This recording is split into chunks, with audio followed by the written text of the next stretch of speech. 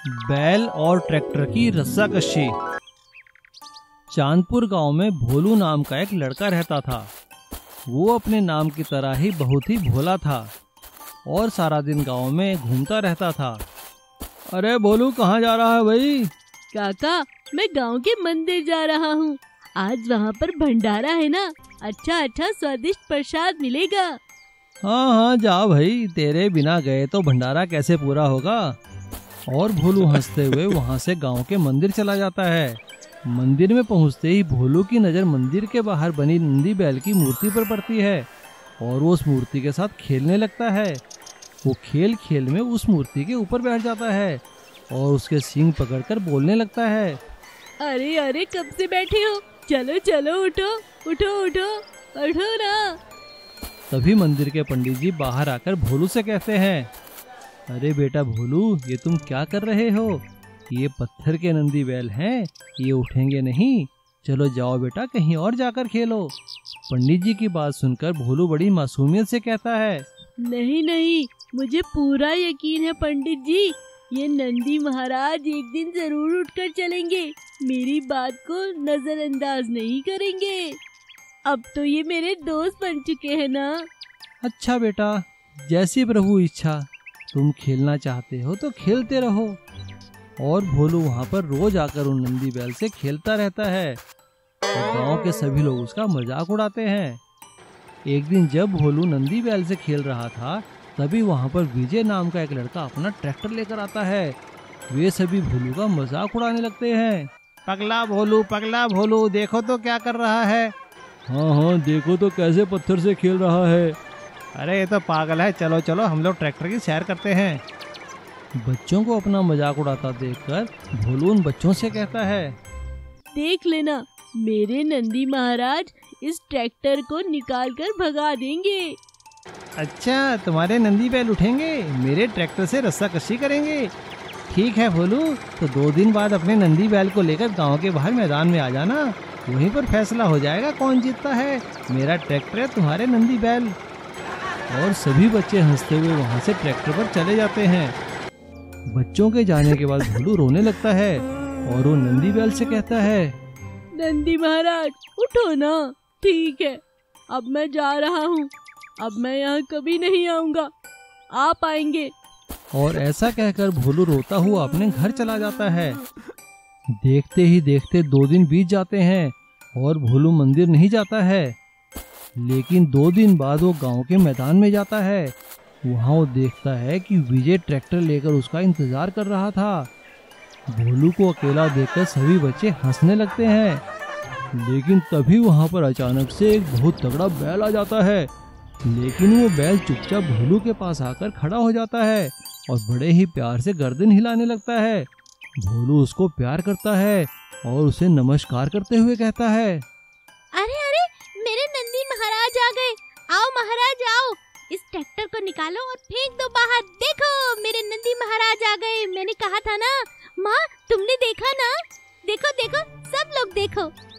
भोलू के ऐसा कहते ही बैल हुंकार भरकर आगे बढ़ता है और ट्रैक्टर को खींचता हुआ दूर ले जाता है। ये हम जीत गए, जय भोलेनाथ। इसीलिए कहते हैं कि भगवान भक्त के वश में होते हैं। एक समय की बात है, भावनगर नामक गांव में समक नाम का एक आदमी रहता था। वो रेलवे में नौकरी किया करता था। वो टिकट चेकर का काम करता था। वो सुबह तैयार होकर ट्रेन में निकल जाता और हर ट्रेन में जा जाकर लोगों के टिकट चेक किया करता था। कई सालों से वो ये काम बड़ी ही ईमानदारी से किया करता था। जिस भी ट्रेन में वो टिकट चेक करने जाता, उस ट्रेन में उसके नाम का खौफ था, क्योंकि वो बिना टिकट यात्रियों को कैसे भी करके ढूंढ निकाला करता था और उन पर रेलवे के कानूनों के हिसाब से फाइन लगाया करता था। लेकिन समक दिल का बहुत ही अच्छा इंसान था। वो गरीब और मजबूरों के लिए अपने पैसों से टिकट खरीद कर दिया करता था।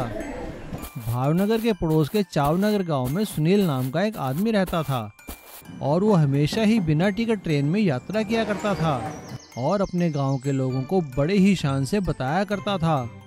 अरे काका, पता है आज मैं भावनगर गया था, भावनगर, वो भी बिना टिकट, और देखो तो कोई भी मुझे पकड़ नहीं पाया। अरे सुनील, ध्यान से चला कर, तुझे पता है भावनगर से चावनगर में समक की ड्यूटी लगी है। वो जैसे भी करके बिना टिकट यात्रियों को पकड़ लेता है। अरे समक हो या चमक, सुनील को पकड़ने वाला आज तक पैदा नहीं हुआ, समझा? चल मैं तुझे तरकीब बताता हूँ। और इस तरह से सुनील सभी गांव वालों को बिना टिकट यात्रा करने के लिए उकसाया करता था। और चावनगर के लोग सुनील की तरकीबों के बारे में जानकर अब बिना टिकट यात्रा करने लगे। गांव के कुछ बुजुर्गों ने उन्हें समझाने की कोशिश की। भाई देखो बच्चों, बिना टिकट यात्रा करना गलत है। तुम लोग ऐसा मत किया करो, अगर पकड़े गए तो गांव का नाम बदनाम होगा। अरे काका, काहे का गांव का नाम बदनाम होगा? इतनी महंगाई है, अगर हम टिकट के पैसे बचा लेते हैं तो आपको क्या? चलो बैठ के हुक्का पियो चुपचाप। सुनील ऐसा कहकर गांव के लोगों को चुप कराया करता था। धीरे धीरे ये बात सभी लोगों में फैलने लगी और इस बात का पता जब समक को चला तो उसने ठान लिया कि वो जैसे भी करके बिना टिकट यात्रा करने वाले चावनगर के यात्रियों को पकड़कर ही रहेगा। एक दिन जब सुनील बिना टिकट यात्रा कर रहा था, तभी अचानक समक उसके डिब्बे में आ पहुंचा और उसने इशारा कर दिया और दूसरी तरफ से पुलिस वालों ने डिब्बे का रास्ता रोक लिया। सुनील ने अपने आप को फंसता देखकर वहां से भागने की कोशिश की और भागने की कोशिश में उसका पैर फिसला और रुकी हुई ट्रेन से वो बाहर जा गिरा। उसके सिर पर काफी चोट आई। समक उसे उठाकर हॉस्पिटल में लेकर गया और उसने वहां उसका इलाज खूब अच्छे से करवाया, लेकिन साथ ही उसने सुनील पर बहुत बड़ा फाइन भी लगाया। समक ने सुनील को समझाते हुए कहा, देखो बेटा, बिना टिकट यात्रा करना बहुत बड़ा अपराध है। आज भागने की कोशिश में तुम्हारी जान भी जा सकती थी। सुनील को सबक मिल चुका था और उसने अपनी जान बचाने के लिए भगवान का धन्यवाद किया और समक का भी, और फिर कभी बिना टिकट यात्रा ना करने की कसम खा ली। एक गांव में किशोर नाम का एक आदमी रहता था। उसका गांव के साथ हाईवे पर एक बहुत बड़ा ढाबा था। वो अपने ढाबे में बहुत ही स्वादिष्ट खाना बनाया करता था और लोगों को बड़े ही प्यार से खिलाया करता था। अरे टेबल नंबर 10 पर खाना लगा भाई, देख लो कितने भूखे हैं। और तुम भी जाकर टेबल नंबर 8 पर खाना लगा, देख वहाँ पे बाबूजी बैठे हैं। उसका प्रेम भाव और स्वादिष्ट खाना देखकर वहाँ से आने जाने वाले हमेशा उसी के ढाबे में आकर खाना खाया करते थे।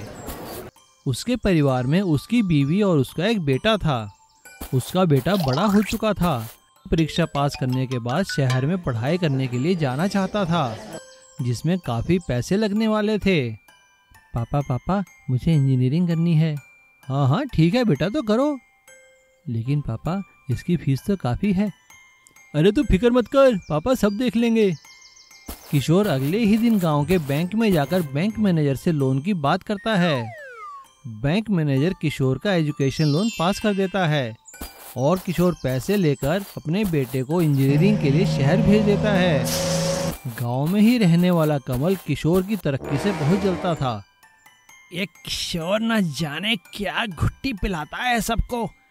देखो तो बैंक ने उसे लोन भी दे दिया और मैं जाता हूँ तो मुझे मैनेजर मना कर देता है। इसको सबक सिखाना ही पड़ेगा। कमल यही सोचता हुआ जा रहा था, तभी अचानक एक बूढ़ा उससे जा टकराया। अबे बूढ़े, देखकर नहीं चल सकता क्या? और टकराते ही उस बूढ़े के हाथ से एक छोटा सा पुराना सा लोहे का बक्सा गिर पड़ा, जिसे देखकर कमल ने हंसते हुए जोर की लात मार दी। तभी अचानक सामने से किशोर आ गया और उसे वो बक्सा देते हुए कहा, बाबा ये लो आपका बक्सा, आप भूखे लग रहे हो, अरे चलो मेरे ढाबे में, मैं आपको खाना खिलाता हूँ। और किशोर उन्हें अपने साथ अपने ढाबे पर ले गया। उसने उन्हें बड़े प्यार से खाना खिलाया।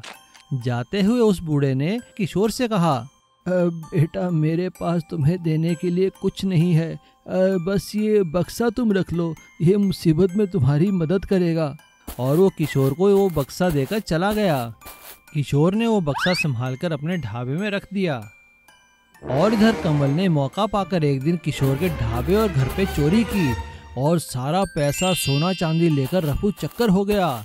ये देखकर किशोर को बहुत ही दुख हुआ और उसे अब बैंक का लोन चुकाने की चिंता सताने लगी। तभी अचानक उसकी नजर बूढ़े द्वारा दिए गए लोहे के बक्से पर पड़ी और वो बक्सा लेकर अपने घर आने लगा। लेकिन जैसे ही वो अपने घर के पास पहुंचा, वो बक्सा उसके हाथ से गिर गया और गिरते ही वो बक्सा एक बहुत बड़े रेस्टोरेंट में तब्दील हो गया। ये देखकर किशोर हैरान रह गया। उस रेस्टोरेंट के अंदर सारे रोबोट काम कर रहे थे और वहाँ के गल्ले में किशोर की चोरी का सामान था और वहाँ पर उसने देखा कि कमल एक खंबे से बंधा हुआ है। किशोर को देखते ही कमल ने उससे माफ़ी मांगी और उसे बताया कि जैसे ही वो चोरी कर निकला था, एक जादुई बूढ़े ने उसे इस बक्से के अंदर बंद कर दिया। अब किशोर सारी बात समझ चुका था। उसने कमल को पुलिस के हवाले कर दिया। अब किशोर के एक नहीं दो ढाबे थे, एक इंसानों द्वारा काम करने वाला ढाबा और एक रोबोट द्वारा काम करने वाला ढाबा। उसके दोनों ढाबे बहुत चलने लगे और वह दिन दुगनी रात चौगनी उन्नति करने लगा। नीलू और सरिता शहर में रहते थे। वो दोनों एक फूड कंपनी में काम करते थे। वहीं दोनों आपस में मिले और दोनों ने शादी कर ली। शादी करने के बाद भी वो दोनों उसी कंपनी में काम किया करते थे। उन दोनों को घूमने फिरने का बहुत शौक था।